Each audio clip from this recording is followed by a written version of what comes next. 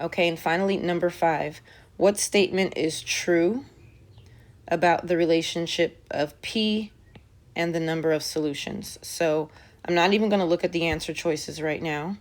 I'm going to look at this system, and I'm going to see what would I do to solve it. Okay? So to get my variables to be the same, I would take this second equation, and I would multiply it by 2. And that would give me 8x plus 4y equals 16. And up here, I also have 8x and 4y, and then this variable p. So now I'm going to look at my answer choices, okay? For any value of p, there's no solution. Well, if I subtract these equations, I'm going to get 0 equals something. If I can make this 0 equals 0, then there's infinite solutions, right? So if this were 16, there's no solution. I mean, there's infinite solutions because I get 0 equals 0. So this would give me infinite. So if P, can't see that.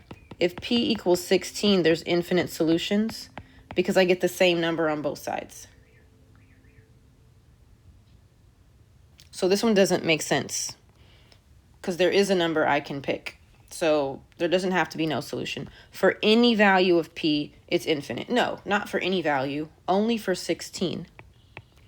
If P equals 16, yes. If P equals any number other than 4, there's no solution. So if P equals 5, no, because any number other than 4 also includes 16, right? And if I put in a 16, I get infinite.